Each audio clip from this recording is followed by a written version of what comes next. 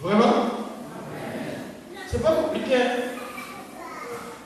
Ça laisse des traces. Ça doit laisser des traces. Quand tu es apprenti de Jésus, quand tu es élève de Jésus, tu fais comme lui, n'est-ce pas? Ça se voit. Je vous assure, il y a des disciples de Jésus aussi qui ne savent pas lire, comme ceux qui est là. On va tout faire, vous allez voir cette petite vidéo. Des villageois qui ne savent pas lire la Bible, des femmes et des jeunes qui ne savent pas lire, mais qui transportent ce qu'on dit là, dans leur cœur. Et la Bible est dans leur cœur. Ils manifestent ça. Donc tu vas là, tu n'as pas envie de bénir. Tu n'as pas envie de bénir. Parce que les gens sont là pour boire l'évangile comme ça. Tu parles, on te regarde, on écoute. Hein? Et puis en même temps, c'est fait. Bon, nous sommes dans l'année du disciple-là. Aujourd'hui, je voulais introduire un peu quelque chose. Le disciple de Jésus et son ministère. Le disciple de Jésus et son ministère. Chacun de nous ici est appelé à faire quelque chose. Chacun de nous ici fait quelque chose. Et des fois, vous entendez des gens qui disent le ministère international des gagnants des âmes, le ministère international de croissance, le ministère de miracles, c'est tout compliqué. Il faut seulement s'attacher à son ministère et puis ça va passer dans les nations. Ça va traverser les siècles. Il n'y a qu'un seul exemple, l'exemple de Jésus. Ça permet de transcender les pensées, les nations, les siècles, les années. Ce que tu fais, ça sera connu dans tous les siècles. Tu vas passer et ça va demeurer. Ce n'est pas la peine de chercher les titres, mais cherche l'efficacité. Ce qui se passe, c'est que pendant que tu fais comme Jésus te dit de faire, ça va avec ta propre vie aussi. Jésus fait ta vie. Il fait ta vie pendant que tu fais ce qu'il dit de faire. Ta vie est faite par lui. Et il construit ta vie. Il met la joie dans ta vie. Il met la paix dans ta vie. Il met tout ce dont tu as besoin. Et parce que tu regardes ce que Dieu dit de faire. Dieu dit de faire un balayage. Toi, tu es balayeur dans l'église. Je suis arrivé où ça c'est en France. C'est une ville. C'est comme ici. Il y a toutes les couleurs. Les blancs ne sont pas nombreux là-bas. Toutes les couleurs. Et il y a une dame qui faisait visite pour moi dans la scène de l'église. Elle est là, donc elle est chargée. Comme j'ai une semaine de séminaire, le midi et les soirs, elle est désignée pour faire la nourriture. Moi je pensais que c'est quelqu'un qu'on allait peut-être louer pour venir. Tu sais, un jour, et tellement qu'elle sert avec délicatesse, elle sert avec amour. J'ai dit, mais il faut que tu me dises un peu ton histoire. Elle me dit,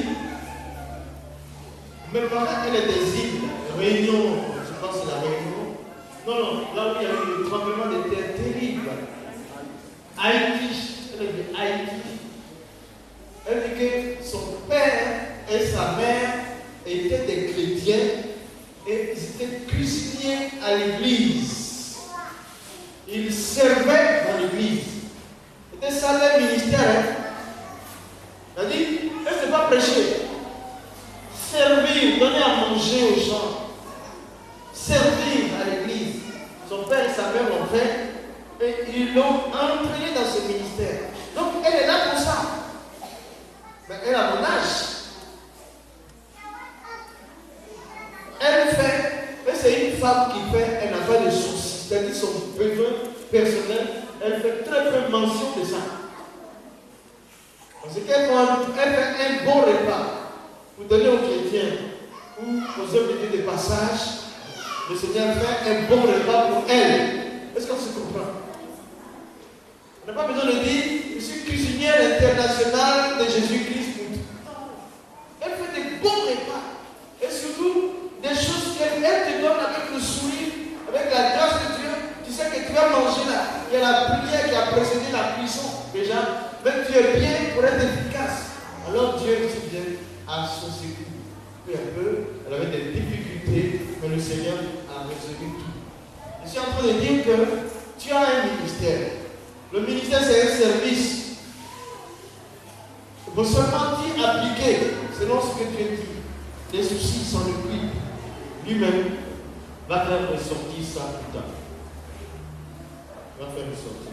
Notre texte à lire, ce sera dans les Actes des Apôtres. Actes des Apôtres, chapitre 1.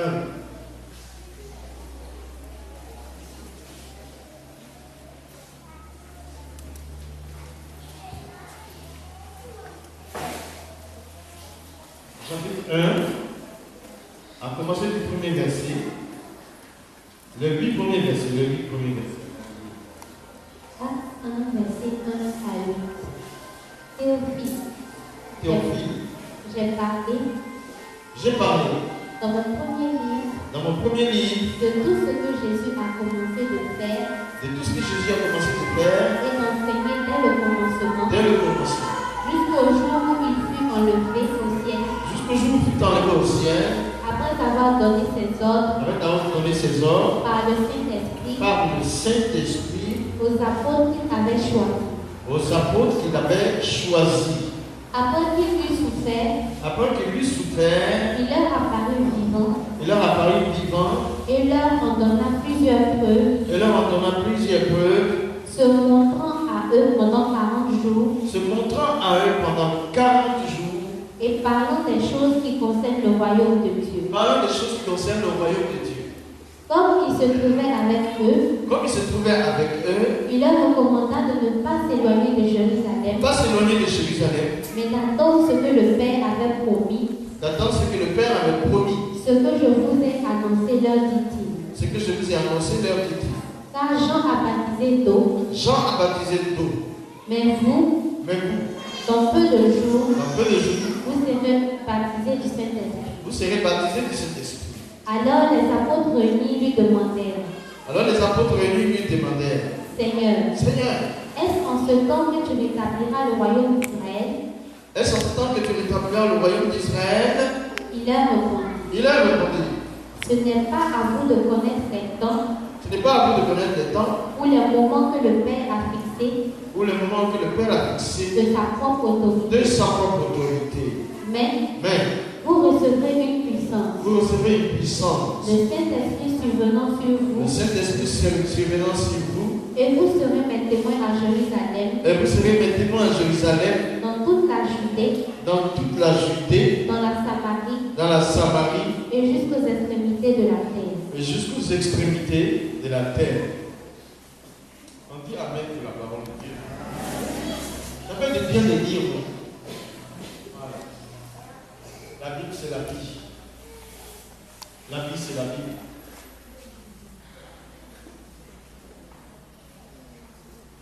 Donc, dès le premier verset, nous sommes déjà rassasiés. Voilà, c'est Luc qui écrit, c'est un grec. Un verset en plus. Il écrit à Théophile. Le Théophile dont on ne parle plus. On a très peu parlé de lui. Mais il a écrit dans son premier livre. Le premier livre de Luc, c'est l'évangile selon Luc. C'est-à-dire, si on n'avait pas collé le premier livre, l'évangile selon Luc, avec les autres évangiles, on aurait pu le coller aux actes des apôtres, comme 1-2 Corinthiens. Parce qu'il y a une similitude dedans. Et puis les actes des apôtres, c'est comme l'union. On a lu l'évangile. Et puis après, on tombe dans les épîtres, les lettres de Paul et tout ça. Au milieu, que s'est-il passé? L'église naît. Donc les actes des apôtres, ça nous unit avec les épîtres et l'évangile. Et ça nous donne le fond, le fondement du christianisme la base d'après Jésus. Qu'est-ce qui s'est passé? Et cet homme-là, c'était un grec qu'il a écrit, un médecin. Il a accompagné beaucoup Paul, il était avec Paul. Alors il appelle excellent théologie. C'est-à-dire c'est quelqu'un qui est bien calculé comme ça. Deuxième verset, jusqu'au jour où Jésus fut enlevé au ciel, après avoir donné ses ordres par le Saint-Esprit aux apôtres qu'il avait choisis. Alors Jésus remarquez une chose, il donne ses ordres, mais il les donne par l'Esprit de Dieu. Hein? Faisons attention. Donnons les ordres, mais donnons les ordres qui viennent du ciel aux autres. Premier point de notre ministère, c'est là. Tu vas certainement avoir une responsabilité quand tu travailles pour Dieu. Parce que tout travail que tu fais en tant que disciple de Jésus, c'est pour Dieu que tu fais, n'est-ce pas? Alors tu vas avoir des responsabilités. L'ordre que tu reçois, de la manière dont tu fais ce travail, vient de Dieu, donc par le Saint-Esprit qui habite en toi. Et si tu vas donner un ordre, tu vas le faire par l'Esprit de Dieu. On se comprend bien. Parce que, pourquoi nous sommes dédiés dans nos ministères? Pourquoi nous sommes dédiés dans nos occupations? À cause des émotions que nous vivons pour accomplir une tâche. Avant d'accomplir une tâche, il y a tellement d'émotions, parce que tout est fait pour que tu ne puisses pas accomplir la tâche.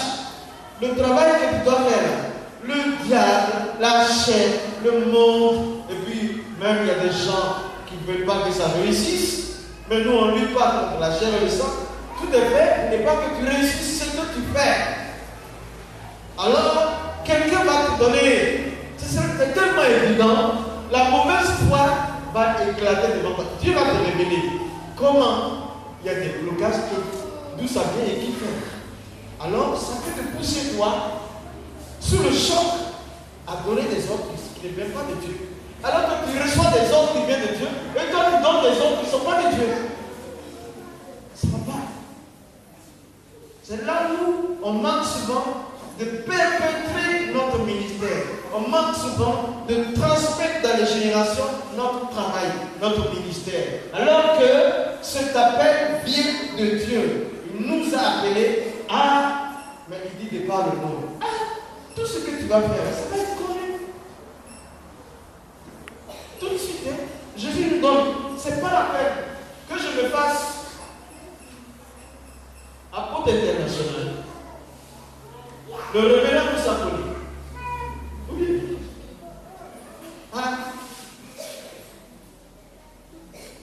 Mais si je donne des ordres conformément à ce que mon maître m'a donné, c'est ça qui va passer. Il faut donner des ordres aux enfants, à vos enfants, conformément au ciel. Vous qui n'avez pas encore vous connaissez, il y a plein de gens ici qui veulent se marier. C'est une bonne chose. Donnez des ordres aux enfants selon Dieu. Donnez des ordres à vos subordonnés selon le Saint-Esprit. Et recevez des ordres de Dieu face à vos supérieurs. Voilà comment on commence à perpétrer le ministère. À rentrer comme ça tout simplement. Oui, chef, bien ça. Oui, c'est bien ça. On rentre dans les générations. On rentre dans les nations. Efficace. Tranquille. Oh, Jésus pouvait nous donner des ordres à ses apôtres. Comment? Hein? Mais c'est simple. Il nous dit. Jusqu'au jour où il fut enlevé au ciel. Après avoir donné ses ordres par le Saint-Esprit aux apôtres qu'il avait choisi. Il a fait le choix par l'Esprit et il a donné les ordres par l'Esprit. On fait le choix dans la chair et puis on donne les ordres. Non, ça ne peut pas marcher. Hein? Voilà. Nous tous on a commis des erreurs. Je ne suis pas exempt de ça. Mais je vais vous citer dans le verset 3 pour le cœur du message des petites précisions là. Des précisions très importantes.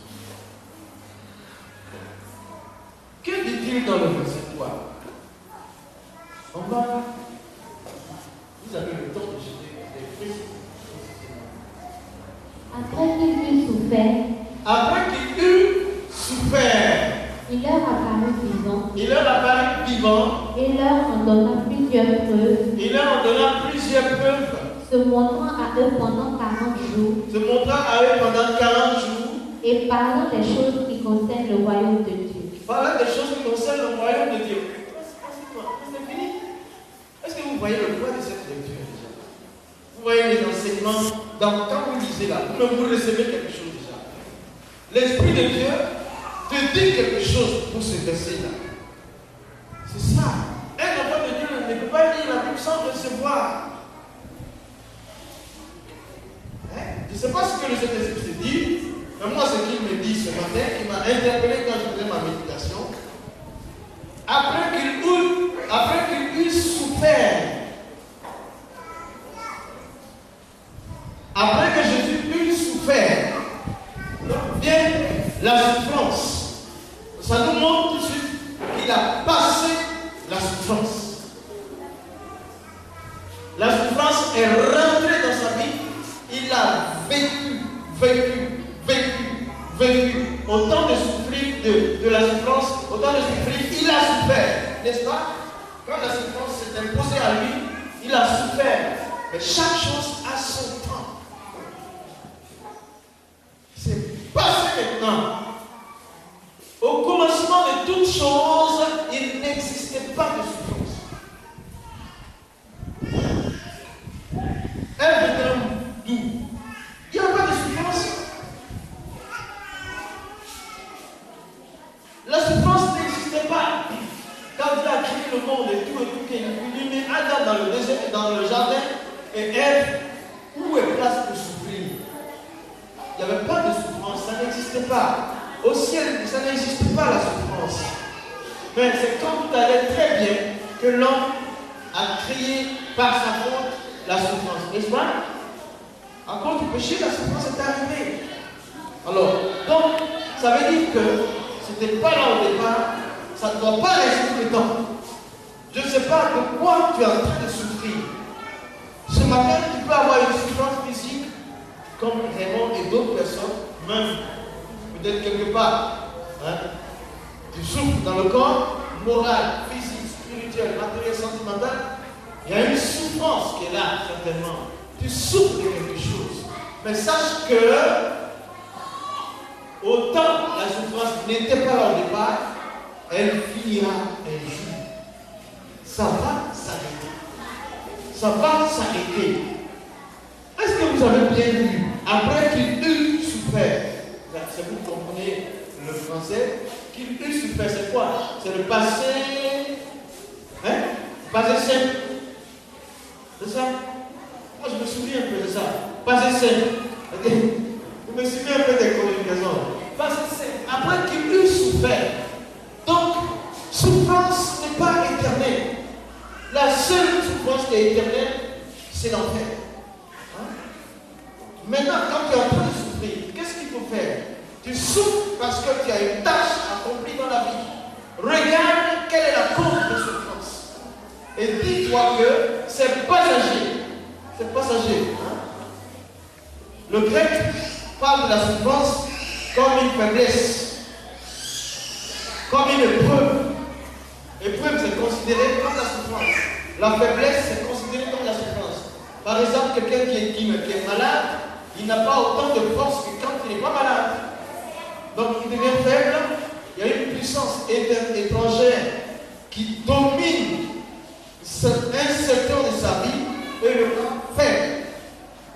Pour un temps. C'est ça. C'est pour un temps là qu'on n'arrive pas à mettre en jeu. Après qu'il lui souffert. Dans son ministère, il y a un moment où il a vraiment souffert. Et aujourd'hui, on ne peut pas être connu. On ne peut pas faire un travail profond, sans souffrance, et en ne considérant pas la souffrance comme un état passager. Celui qui considère la souffrance comme un état permanent est difficilement en joie et en paix avec lui-même pour finir son travail. Et sans cette souffrance, on ne peut pas sortir de l'anonymat. C'est étant, on souffre. l'étudiant, il souffre pour étudier les lettres jusqu'à ce qu'il aille passer le bac et que son nom soit inscrit dans les registres de la nation. Telle année, il y a une nation. Hein? Tu as fait ton bac à quelle année? 96. Si on prend le fichier encore de 96, ton nom est. Mais tu as souffert. Il faut qu'on comprenne ça. Après que Jésus souffrait, ça va avec la souffrance.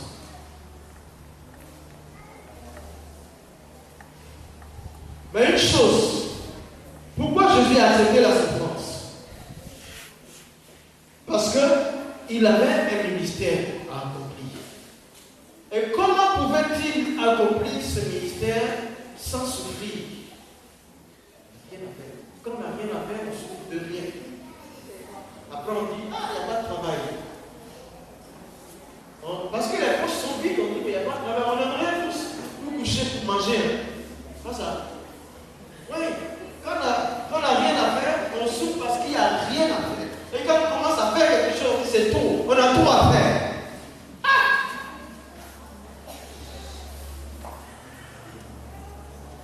On ne peut pas être disciple. Jésus, il fallait qu'il souffre. Et c'est parce que la souffrance était son ministère. Et si la souffrance était son ministère, il ne peut pas accomplir le ministère sans souffrance. Donc il fallait qu'il vive ça. Ce que tu vas partager avec les autres, tu dois partager ça. Tu dois vivre ça. N'est-ce pas? Ça, il fallait qu'il vive ça. Il fallait qu'il le vive. Mais il vivait ça. Il savait que c'était momentané. Il savait que c'était pour quelqu'un vivre. Et puis après,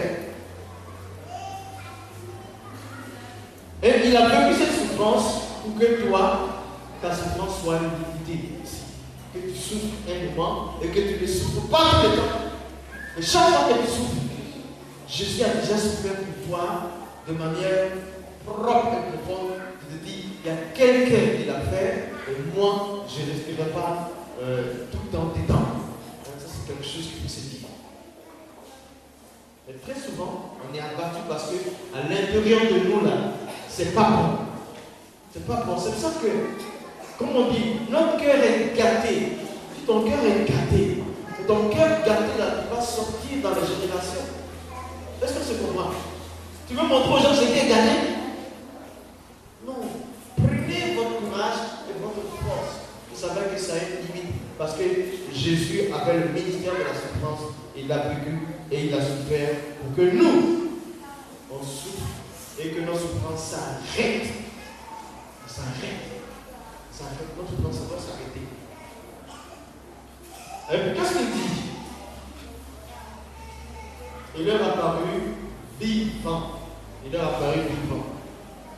C'est ça qui suit là. Il leur a apparu vivant. Il leur donnera plusieurs preuves. Donc cette souffrance l'a mis à mort et il est à mort. Il a apparu vivant. Jésus, il avait un ministère de communication de vie. Donner la vie. Donc, il avait la vie en lui. Donc, ce qui s'est passé ici, c'est que Jésus n'est pas rentré dans la mort sans vie. C'est avec la vie qu'il avait. En fait, lui, il allait conquérir la mort. Il avait une vie. La mort pouvait prendre le corps. La mort a pris le corps. Mais ça n'a pas pris son ministère. Un ministère ne meurt pas. La mort n'a pas touché son âme. Un ministère ne meurt pas. Mais donc il avait un ministère de vie. Le corps a été mis à mort. Mais le ministère de vie a régné sur la mort. Il est rentré dans la mort, corps mis à mort, mais son âme vivant et son âme est attachée à son ministère. L'âme du Seigneur était attachée à son ministère, attachée à son travail, attachée à ce qu'il faisait. Donc il va avec motivation, il va avec la même ardeur, il va avec le même but. C'est son cœur. Je peux souffrir, mais je souffre pour un but. Donc la mort reçoit à sa grande surprise la vie. C'est pour ça que nous, pour accomplir une tâche, Pour accomplir le ministère, on ne peut pas le faire en étant vivant. On doit mourir. Est-ce que vous comprenez? On doit mourir d'abord. On doit mourir pour un but, parce qu'on a un but. J'ai déjà donné ce témoignage ici quelquefois. Dans les années 96, on allait de ville en ville en Côte d'Ivoire, chaque année sa vie. On était à peu près 30 personnes, 20 personnes à l'église. Mais tellement que l'évangélisation était dans nos cœurs, on ne savait pas comment faire à 20 personnes, mais on a eu une vision. On gagne de l'argent toute l'année. Et puis on va dans une ville. On fait formation pour l'évangélisation. Dans la préparation, on prie. Et dans notre prière, vous savez ce que moi je suis en train de prier, demandant au Seigneur, faites des miracles, qu'il y ait des guérisons, qu'il y ait de ceci et de cela, d'accord. Tu veux tout ça? Mais tu dois mourir d'abord, avant de me servir. Pendant que j'étais assis là, quand il dit Moussa, après ceci, c'est pas vrai, je veux me justifier. Tout c'était à moi. J'ai entendu des rumeurs de moi. C'est pas vrai, c'est pas la vérité. Je veux pouvoir dire à tout le monde que ce que vous dites là, c'est pas la vérité. Tout ça là, c'était moi qui vivais. Je vivais et je voulais que Dieu me fasse des miracles avec moi. Le Seigneur dit non, tu es trop vivant pour que je fasse quelque chose pour toi. Il faut mourir d'abord. Donc mourir, c'est-à-dire dépenser sa personnalité. Prendre la pensée de Dieu. Prends la pensée de Dieu. Tu ne peux pas te mettre à pied à tout le monde. Non. Jésus est allé avec la vie, il veut la mort. Est-ce qu'on ne comprend pas? Parce que sa mission était vivante. Son appel était vivant. Son ministère est un ministère. Toi, le disciple a un ministère, il a un appel. C'est Dieu qui t'a appelé. Dieu t'appelle jusqu'à ce que ton corps n'ait plus de vie. Et puis c'est transmis. C'est dans ta mort maintenant là. Quand tu es mort physiquement, que ce ministère se tombe. On a vu Élisée. Élisée était mort, la vie était dans ses ossements. Élie a été enlevé. Il a un ministère, on l'enlève, Dieu l'enlève. Donc, ce que tu fais là, fais-le, c'est la vie en toi, c'est ça ta vie. La conviction que tu as. Tu es en train de te faire opérer, je témoigne mon Seigneur. Tu es en train de te faire opérer, je témoigne mon Seigneur. Tu as mal quelque part, je témoigne mon Seigneur. C'est Dieu, je témoigne Jésus. Je témoigne Jésus. Cette conviction donne la vie. Tant que tu as un but à atteindre, tu veux vivre. Mais attends, quand vous êtes amoureux, vous voulez vivre pour votre amour, non?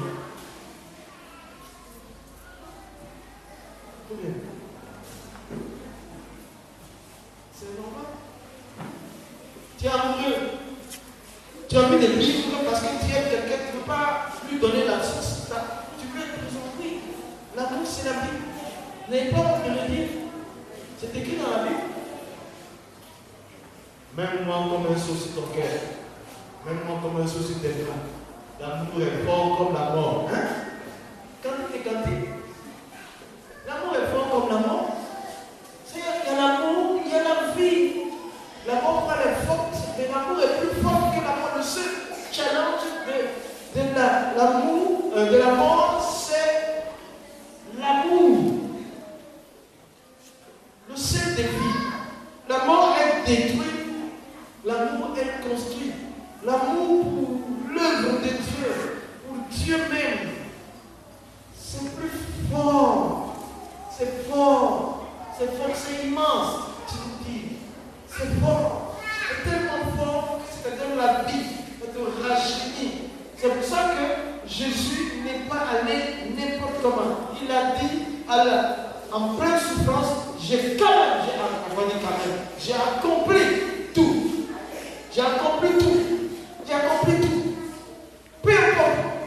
L'essentiel, j'ai accompli tout. Quand il a tout accompli, la mort, Satan s'est mis à jouer, à être content un moment, mais il sait qu'une fois qu'il est entré dans la tombe, il avait un ministère à exercer. Il a encore prêché cette bonne nouvelle à ceux qui étaient morts, aux âmes qui étaient là depuis le temps de Noé. En fait, Jésus est venu exercer son ministère de vie à la mort. Et ça,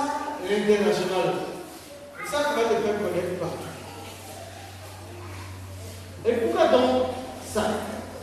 Si lui veut, il a un ministère de vie. S'il veut que le monde vive, Dieu a tant aimé le monde qu'il a donné son Fils unique. S'il veut que le monde vive, alors la vie qui est en lui, il doit l'échanger, témoignant son amour au monde en moi, mais en gardant la vision de l'amour pour eux. Dieu a tant aimé le monde, aimé là, qu'il a donné son Fils. Il a donné le Fils, mais l'amour était dans le Fils pour les perdus, et l'amour était dans le Père pour les perdus. L'amour qui est dans le Fils ne meurt pas. C'est l'amour de vie qui donne la vie aux autres, qui contient la vie. Le corps vit la mort, mais l'amour reste. Et puis la vie rentre en nous parce que lui, il a laissé sa vie pour que nous, on ait la vie. Mais la vision du ministère a été exercée. C'est une défaite. Il est apparu vivant. Donc, notre ministère, en tant que disciple, notre appel est vivant. C'est un appel de feu. C'est un appel de vie. Là où, c'est pas, on a dit le disciple, quand il bouge avec la vie. Mais c'est parce qu'il y a une transmission de vie. C'est ça qui rend le ministère transcende les siècles. Ça passe. Ton travail, ça arrive. L'éducation que tu fais, l'investissement que tu fais dans ton enfant, les ordres que tu lui donnes, la vie que tu lui transmets, c'est la vie de Jésus. L'enfant, après, tu le vois au sommet de l'histoire. Partout où il passe, on parle de lui. Ça, c'est le travail ici. Alors, c'est pour ça que la vie est en toi. Dans la tâche que tu as accomplie, tu communiques la vie. Tu fais passer de génération en génération cette vie-là. C'est ça que Jésus nous démontre ici. Après qu'il ait souffert, il leur a apparu vivant et en leur donnant plusieurs preuves, se montrant à eux pendant 40 jours. Pendant 40 jours, il a donné la preuve. Il y a deux choses qu'il faisait. Donner les preuves qu'il est sorti de la mort. Et ça c'est la première. La deuxième, vous découvrez, parlant des choses concernant le royaume de Dieu. Voilà les deux choses. Pendant 40, il est sorti de la mort. Il a expliqué comment il est mort, il était mort, et il est revenu à la vie. Et puis après, il commence à leur parler du royaume de Dieu, des choses de Dieu, le ciel, la vie du ciel. Elle va observer comment il faut marcher, comment il ne faut pas offenser les gens, comment il faut vivre selon la parole de Dieu. Jésus commence à parler du ciel. Pendant 40 jours, il sort de la mort physique et il parle dans le preuves de sa vie et il donne l'enseignement sur le ciel. C'est pour dire que je vous communique la vie. Maintenant, vivez selon le ciel. Prends Hébreux 12.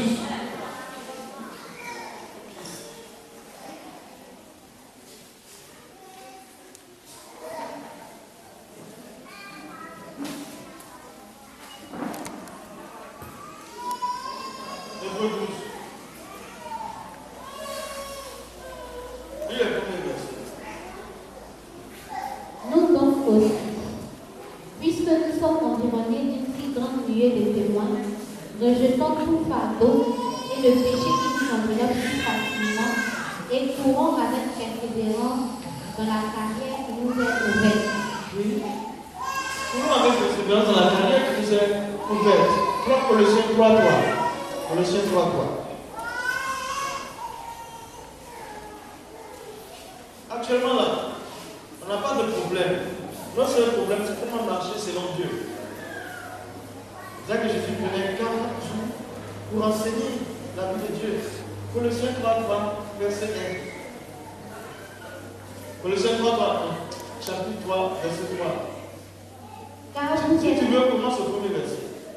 Si donc vous êtes ressuscités avec Christ, oui, cherchez les choses d'en haut. Cherchez les choses d'en haut. Où Christ est assis à la droite de Dieu. Il est assis à la droite de Dieu.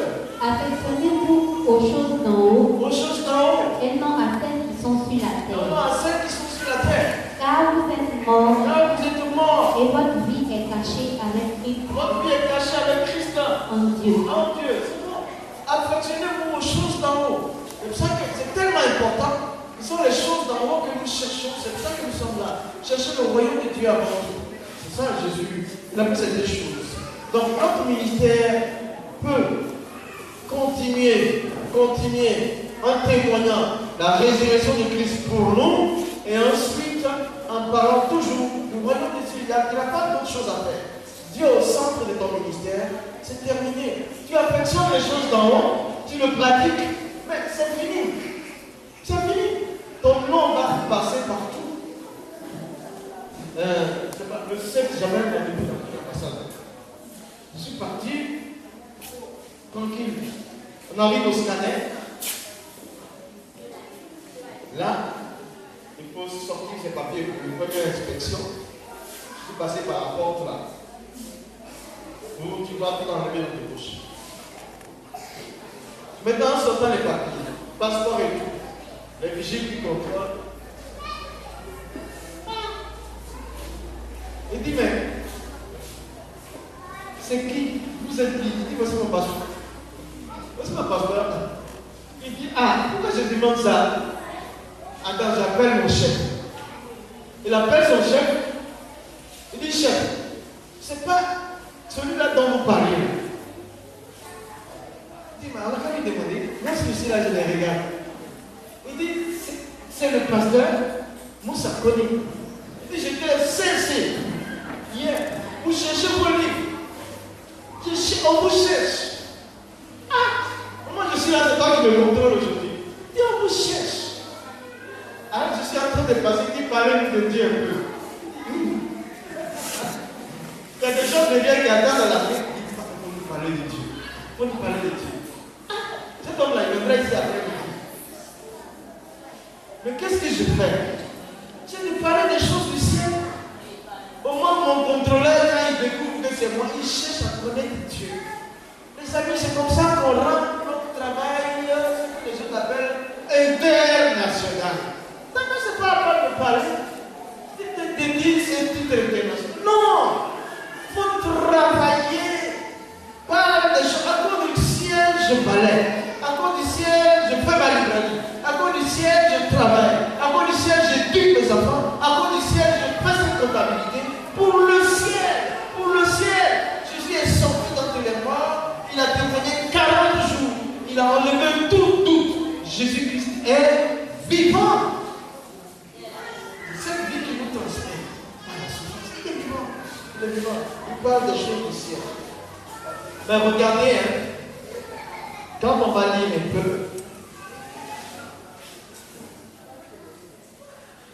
et comme il se trouvait avec eux, il recommanda de ne pas s'éloigner de Jérusalem et d'attendre que le Père, l'Esprit que le Père avait pour eux. Jean a baptisé d'eau, mais dans peu de jours, vous serez baptisés du Saint-Esprit. Et alors que, regardez le verset 6.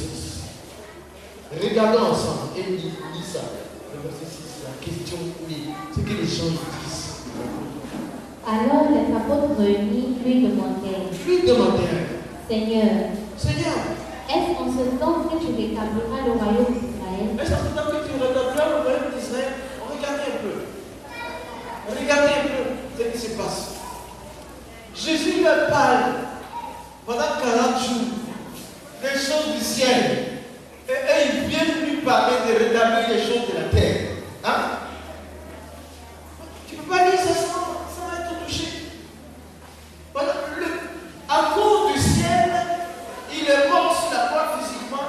À cause de la vie du ciel, il a vécu la mort. À cause du ciel, l'amour du ciel pour toi, pour que tu sois aussi ressuscité, que tu sois efficace. Il est ressuscité de la mort pour te parler pendant 40 jours des enseignements du ciel. Et en plus, pendant que tu es assis, actuellement même les Romains sont sur nos têtes. C'est à ce moment-là que tu vas enlever César pour mettre un juge. N'est-ce pas ce que nous faisons et nos travaux n'avancent pas. Et ce que nous faisons et puis nous restons local même amené. Ici, le disciple de Jésus ici est confondu.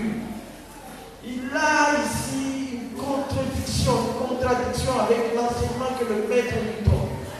Et nombre de personnes appelées sur place aujourd'hui sont des temps. Pendant que le Seigneur leur donne l'ordre de le faire connaître sa résurrection et son royaume de par le monde, eux ils veulent faire connaître les choses de la terre. N'est-ce pas ça? Quel besoin? Pourquoi je vais faire un coup d'état contre César? Qu'est-ce que Jésus a fait à ça? Non! Laissez César chercher les gens, mettez-les dans la bergerie. C'est tout ce qu'il demande. Est-ce en ce temps que cet homme-là va quitter? Il va quitter la tête. Et le royaume d'Israël sera établi. Si tu comprends tout l'enseignement du Seigneur, tu vas comprendre que le royaume de Dieu est d'abord accessible au cœur et non pas des choses visibles. C'est ça. Et quand tu es dans ton cœur, que ton cœur respire la vie du ciel, que ton cœur va transmettre et non ton intelligence. C'est pour ça que Jésus a compris. Il leur disait, attendez, ne bougez pas. Je veux donner mon esprit pour compléter les choses.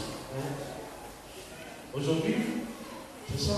On se préoccupe très peu. Je prends par les ministères. On aimerait avoir la plus belle voiture. N'est-ce pas? La plus belle maison. Pourquoi pas? Les plus beaux champs. Et c'est là qu'on saura que je suis un bon serviteur de Dieu. Mais ce n'est pas ça.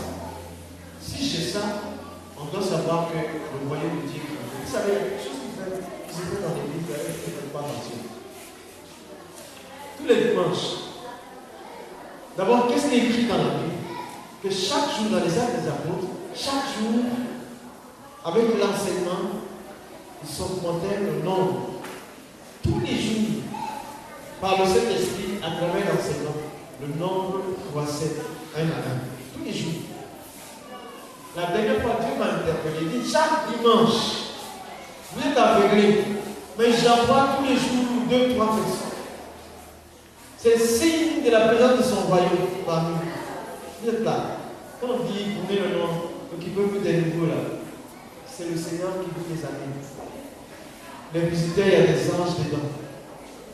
Dieu les amène. Mais il faut que, si moi j'ai une plus belle voiture, il faut qu'il y ait des gens qui rentrent dans le royaume de Dieu. C'est ça qui est. Ça, je dis, ton ministère, il est grand, les signes de la résurrection sont là, les signes du royaume de Dieu sont là, c'est terminé. Tout ce que tu fais, ça va réussir. Ça va réussir. C'est le sens que dans le verset 8, de la Bible pour observer le Saint-Esprit. Les visions qui devaient venir, c'est pour enlever la peur. J'ai une présence de Dieu qui nous permet de parler de toi, mais ce n'est pas ça. Enlever la peur, nous donner l'audace. L'audace, enlever les faiblesses, nous donner la force. Tu peux être physiquement fort, mais ta vision pour Dieu te donne la force de continuer le combat. Tu peux être même malade, mais ta vision de Dieu te donne la santé. Tant que ton travail n'est pas fini sur la terre, tu n'iras pas. Tu vois, c'est ça. Les visions de l'Esprit de Dieu qui est venu à faire, que nous donner ici les capacités surnaturelles de parler de son royaume et de la vie de Dieu dans ce que nous faisons. Tout ce que tu fais, il faut qu'on voit la résurrection de Christ et la vie du royaume de Dieu. Ça va bouger. Ça va bouger. Tu n'as même pas à faire de grands efforts. Et si à souffrance, Jésus a eu le ministère de la souffrance, il limitait ta souffrance. S'il y a des limites, la mort arrive. La mort se manifeste devant toi. Il y a la mort, tu n'as pas autorisé. Tant que ma mission n'est pas finie, Jésus est mort, il a eu la vie. Voilà ce que je vous dis. Laissez les choses de la terre, affectionnons-nous aux choses du ciel. C'est les deux ensemble qui font la réussite. Ce n'est pas seulement la voiture, mais c'est la voiture, les beaux habits, plus le royaume de Dieu. C'est ça qui peut nous les gens efficaces. Nous allons prier ce soir. fait que c'est quelque chose qui nous fait souffrir. Ça peut être moral, ça peut être physique, ça peut être du cœur. Maintenant, tu vas prier pour savoir que, pour dire à ton âme que cette souffrance-là, elle est très limitée et elle va passer rapidement par l'inverse. C'est ça. Il faut pouvoir avoir l'assurance, dire à la souffrance, tu as tes limites sur ma vie. Tu es limité. Et maintenant, tu vas passer. Parce que le fait de souffrir ne t'arrive pas la joie. Je vois la fin de cette souffrance. Seigneur, des fois, parle à Dieu comme ça. C'est qu'il y a la vie dans ce que tu fais. Il y a la vie dans ce que tu fais. Que cette vie-là donne la vie. Parle à Dieu, ton occupation là. Ce que tu fais, ce que tu vas faire, qui est la vie dedans. Parce que Jésus a mis la vie en toi. Si tu donnes une tâche, c'est pour que ça vive, et que ça passe les générations. Oui, vas-y. C'est pas ton problème spécifique ce matin. C'est en train de partir. Maintenant, demande à Dieu de faire que ce que tu fais, tu puisses parler de sa résurrection et des choses du royaume. C'est tout. Tout ce qui est terrestre là va s'aligner, ça va accompagner.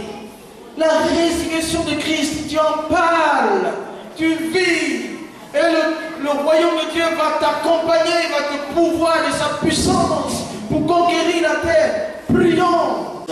On remercie le Seigneur parce que ce que tu vas dire à Dieu, cette prière que nous venons de faire, prends tout en compte. Remercie ton Seigneur.